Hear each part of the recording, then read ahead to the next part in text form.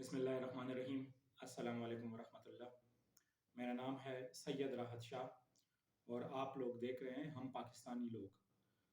پچھلے ویڈیوز میں آپ لوگوں کے ساتھ کچھ معاملات پہ بات ہوئی تھی اور وہ تھا دیوالیہ پن، کہ دیوالیہ پن کیا ہوتا ہے اور اگر خدا نخواستہ اگر پاکستان دیوالیہ ہو جاتا ہے تو اس کا کیا اثر پڑے گا، اس کی بات ہوئی تھی۔ پھر میں نے آپ سے یہ بھی کہا تھا کہ اس جو ہمارے پاس یہ حالات ہیں ان سے نکلنے کا کیا کوئی حل ہے؟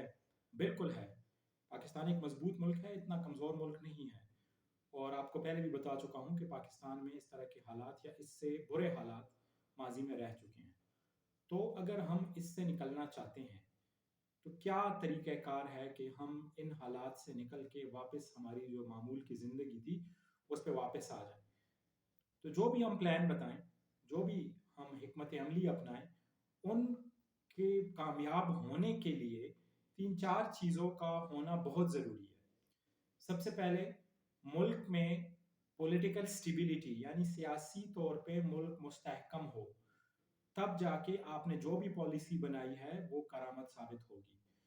دوسری چیز ہے لا اینڈ آرڈر، امن و امان کا مسئلہ، دہشت گردی کا مسئلہ۔ ملک میں جتنا کم ہوگا اتنے ملک میں کاروباری جو آپ کے معاملات ہیں وہ زیادہ بہتر طریقے سے انجام ہوں گے۔ تیسرا ہے جی پولیٹیکل کنفلکٹس اینڈ لا، ٹھیک ہے، ہمارے جو معاملات ہیں سیاسی آپس میں گروپوں کے، تو ان میں کتنی آپ اس کو جس حد تک ہو سکتا ہے ان کو کم رکھنے کی کوشش کر سکے۔ اور چوتھی چیز ہے کہ جو پالیسی بنائی جائے ان کو ایک خاص سپیڈ کے ساتھ اور ایک خاص رفتار کے ساتھ آگے بڑھایا جا سکے۔ یہ نہ ہو کہ آپ نے ایک پالیسی بنائی اور اس پہ کام کرنے کے لیے وہ 3 مہینے کا کوئی پروگرام تھا اور وہ چلتا چلتا چلتا چلتا 2 سال یا 3 سال تک پہنچا ہے۔ یہ بھی آپ کے ملک کے لیے کافی جو ہے نقصان دہ ثابت ہوتا ہے۔ تو یہ کچھ چیزیں تھی، جب تک یہ چیزیں نہیں ہوں گی تب تک آپ جو بھی پلان بنائیں گے وہ فیل ہوتے جائیں گے۔ اگر ہم موجودہ صورتحال پہ ملکی معاملات پہ نظر ڈالیں تو ہماری جو پریزنٹ گورنمنٹ ہے پی ڈی ایم کی، جس کو شہباز شریف صاحب لیڈ کر رہے ہیں، وہ انتہائی کمزور ہے۔ 172 ارکان چاہیے ہوتے ہیں اس گورنمنٹ کو سسٹین کرنے کے لیے، اور گورنمنٹ کے پاس 173 ارکان ہیں۔ 174 تھے جس میں سے ایک فوت ہو چکے ہیں، اب 173 ارکان رہ گئے ہیں۔ اس میں بھی 2 ارکان کاف لیگ کے ہیں، اگر وہ بیچ میں سے نکل جائیں تو 171 ہو جاتے ہیں، اور گورنمنٹ کو مطلوبہ جو تعداد درکار ہے وہ پوری نہیں ہوتی۔ اس کے علاوہ گورنمنٹ کے اپنے لوگ بار بار کہتے ہیں کہ ہم نے الیکشن کی طرف جانا ہے۔ اس کے علاوہ جو گورنمنٹ کے اتحادی ہے وہ بھی جو ہے بار بار اس طرح کے بیان دیتے ہیں کہ جس سے ملک میں جو آپ کے معاملات ہیں، آپ کے تجارتی معاملات ہیں یا آپ کے باقی معاملات ہیں، مالی معاملات ہیں، وہ کافی زیادہ متاثر ہوتے ہیں۔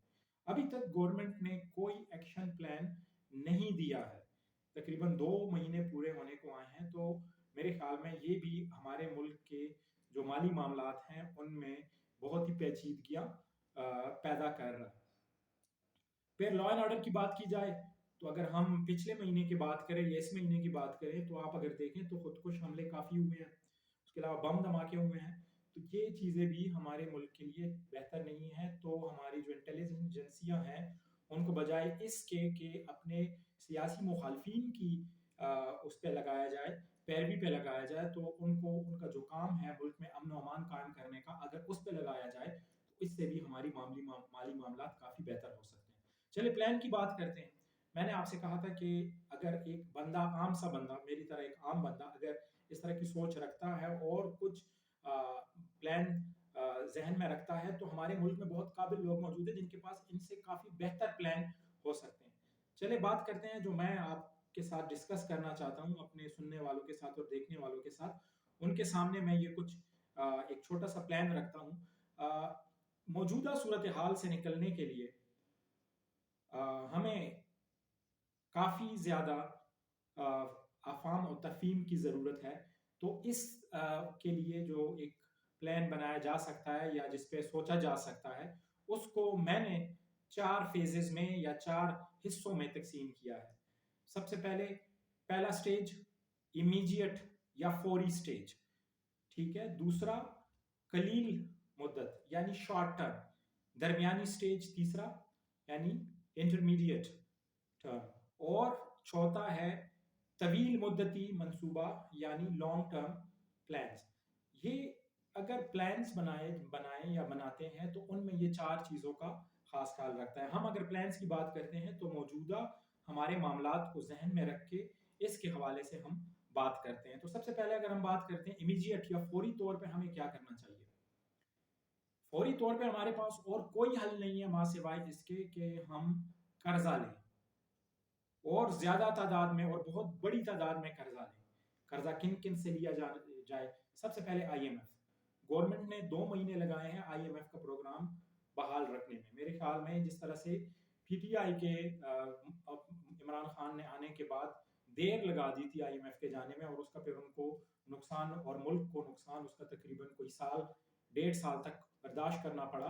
تو اس گورنمنٹ کو بھی پی ڈی ایم کے گورنمنٹ کو فوری طور پہ آئی ایم ایف کے پاس جا کے ان سے قرضہ لینا چاہیے. بات صرف آئی ایم ایف کے قرضے پہ نہیں رکے گی. ہمیں 1 سال تک کم از کم 10 سے 12 ارب ڈالر چاہیے کہ ہم جو موجودہ سے ہماری مالی معاملات ہیں ان سے نکل کے باہر نکلنے کے لیے. اور ہمیں کس کس کے پاس جانا پڑے گا. آئی ایم ایف تو ضروری ہے. ہمیں world bank, Asian development bank, Islamic bank اور دوست ممالک جس میں آپ کے چائنا, یو اے ای اور سعودی عربیہ, انہوں نے پہلے بھی ہماری مدد کی ہے. اور اگر ہمارے پاس پلان اچھا ہو, ہمارے ملک میں اگر سیاسی استحکام ہو تو وہ آئندہ بھی ہماری مدد ضرور کریں گے. اس کے علاوہ بانڈز, انٹرنیشنل مارکیٹ میں ہمیں بانڈز جاری کرنے پڑیں گے کم از کم 2 ارب ڈالر کے کہ وہاں سے ہم 2 ارب ڈالر کا جو ہے وہ سرمایہ اکٹھا کر سکے. اس کے علاوہ اگر فوری طور پہ ہم بات کریں تو ہمارے جو بیرونی ملک پاکستانی, جس کو اوورسیز پاکستانی بولتے ہیں, جو 1 کروڑ کے قریب دوسرے ممالک میں جا کے محنت مزدوری کرتے ہیں اور وہاں سے بہت زیادہ اپنے لیے اور اپنے گھر والوں کے لیے جو ہے وہ پیسے کماتے ہیں اور ڈالرز کی صورت میں وہ پاکستان بیچتے ہیں, جن کو ہم ترسیلات زر یا زر مبادلہ بولتے ہیں. ان کو ہمیں کیا کرنا ہے, ان کو ہمیں ٹیگ کرنا ہے. اگر ہم بات کریں پی ٹی آئی کی گورنمنٹ کی تو ان کی تعریف کرنی پڑے گی کہ ان کے دور میں جو ترسیلات زر تھے وہ ریکارڈ سطح پہ پہنچے تھے. اس سال کے آخر تک ایکسپیکٹ کیا جا رہا ہے کہ 31 ارب ڈالر کی ترسیلات زر پاکستان آئے گی. اگر ہم اس کو روپے میں کنورٹ کریں تو جو ڈالر کا آج کل ریٹ چل رہا ہے 200 روپے 1 ڈالر کا, تو اس کے حساب سے تقریباً 6,000 ارب روپیہ جو بیرونی ملک پاکستانی ہیں انہوں نے پاکستان میں بھجوائے ہیں. اور یہی وہ پیسے ہیں جو مختلف جگہ پہ استعمال ہو رہے ہیں. وہ ہاسپٹلز میں استعمال ہو رہے ہیں, وہ آپ کے بازاروں میں استعمال ہو رہے ہیں, وہ آپ کے ریل اسٹیٹ میں استعمال ہو رہے ہیں, ان سے گھر بنائے جا رہے ہیں, ان سے گاڑیاں خریدی جا رہی ہیں. تو آپ دیکھ لیں کہ ہمارے ملک میں ایک بہت ہی جو پازیٹیو ایک اکنامک ایکٹیویٹی ہو رہی ہے, اس میں ہمارے بیرونی ملک پاکستانیوں کا ایک بہت بڑا ہاتھ ہے. ہاں, یہاں پہ میں ایک بات بتاتا چلوں کہ ہمارے بیرونی ملک پاکستانی ابھی بھی جو پیسہ بیچ رہے ہیں ان کا تقریباً 20 سے 25% ابھی بھی ہنڈی اور حوالہ کے ذریعے سے ملک میں آ رہا ہے. تو اس پہ گورنمنٹ کو فوری طور پہ کچھ ایکشن لے کے ان کو جو ہے وہی پیسہ جو کہ ہنڈی حوالہ کے ذریعے سے آ رہا ہے اس کو بینکنگ چینل کے تھرو اگر وہ لے آتے ہیں تو اس سے گورنمنٹ کی مشکلات میں کافی حد تک آسانی ہو سکتی ہے. اس کے علاوہ ایمنسٹی اسکیم, پہلے ماضی میں بھی ہم ایمنسٹی اسکیمز دے چکے ہیں. جس طرح سے عمران خان کے گورنمنٹ میں ریل اسٹیٹ سیکٹر میں ایمنسٹی اسکیم آئی اور اس کا ہمارے ملک کے صنعتوں کو کافی فائدہ ہوا, ایک اکنامک ایکٹیویٹی جنریٹ ہوئی. تو اس گورنمنٹ کو بھی کوئی نہ کوئی ایمنسٹی اسکیم پلان کر کے دینی چاہیے تاکہ ملک میں, اور ڈالرز کے فارم میں دینی چاہیے تاکہ ہمارے ملک میں زیادہ سے زیادہ ڈالرز آ سکیں. موجودہ ہمارا جو بحران ہے وہ ڈالرز کے فارم میں ہے, باقی ہمارے ملکی معاملات اگر آپ دیکھ لیں, اس کو اسٹڈی کریں تو وہ بہتر ہے. پھر دوسرا ہم بات کرتے ہیں جی شارٹ ٹرم فیز کی. شارٹ ٹرم فیز میں اگر ہم بات کریں تو اس میں یہ پلان ہمارا جو ہے یہ 3 مہینے سے لے کر 1 سال تک کے عرصے تک یہ مشتمل ہوگا. اگر ہم شارٹ ٹرم کی بات کریں, پچھلی گورنمنٹ نے ایک پروگرام شروع کیا تھا, کامیاب جوان پروگرام, بہت اچھا پروگرام تھا. موجودہ گورنمنٹ بھی اس کو جاری رکھنا چاہتی ہے, ایک بہت اچھا قدم ہے جس میں بلا سود قرضے دیے جاتے ہیں نوجوانوں کو. تو اس میں یہی کہنا پڑے گا کہ آپ زیادہ قرضے دیں, لوگوں کو انکریج کریں, نوجوانوں کو انکریج کریں کہ وہ قرضے لیں. اور قرضے کس چیز کے لیے دیے جائیں؟ قرضے آپ دیں ان انڈسٹریز کے لیے کہ جو ہمارے ایکسپورٹ اورینٹڈ انڈسٹریز ہیں, مطلب کہ ہمارے ملک کی बरामदात बढ़ सके।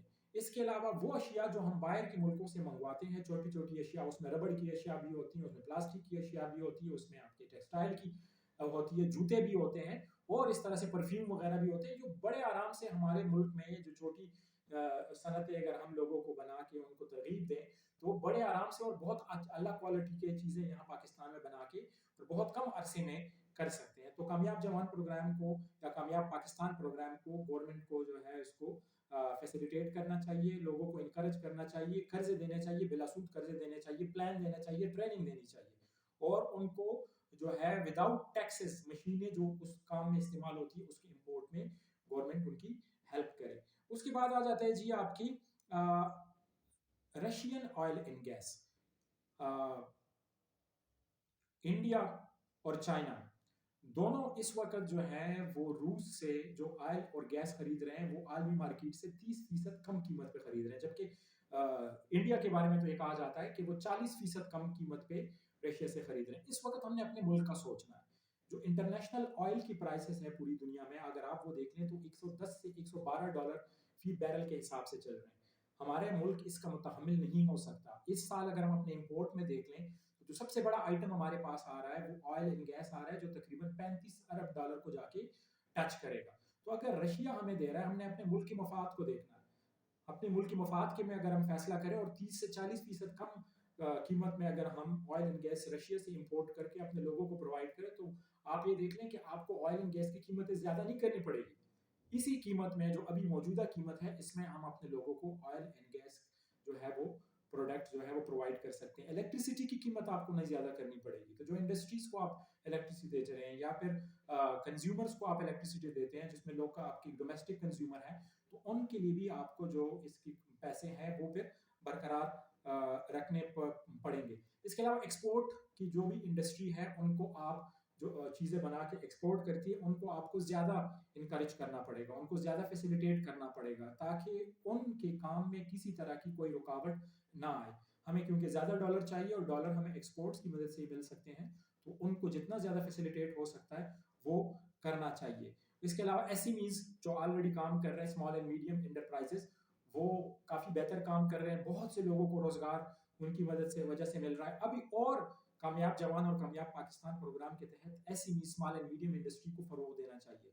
कर्जे जो कि पिछली गवर्नमेंट ने 5 लाख से लेकर 1 करोड़ रुपए तक किए थे कि ये दिए जाएं, तो ये गवर्नमेंट अगर चाहे तो उसको 5 लाख से बढ़ा के 5 करोड़ तक कर सकती है, क्योंकि कुछ स्मॉल इंडस्ट्रीज ऐसी भी हैं कि जिनको बनाने और उनको ऑपरेट करने और उनको फिर चलाने के लिए आपको 2.5 से 5 करोड़ रुपए तक की ज़रूरत पड़ सकती है। तो ये तो थी शॉर्ट और आपकी इमीडिएट फेजेस। इंशाल्लाह ये वीडियो काफ़ी बड़ी हो जाएगी तो मैं इसको 2 हिस्सों में तकसीम कर रहा हूँ। तो नेक्स्ट जो वीडियो होगी उसमें मीडियम टर्म और जो लॉन्ग टर्म प्लान हो सकते हैं या गवर्नमेंट उसको बना सकती है, तो उसके बारे में बात करेंगे।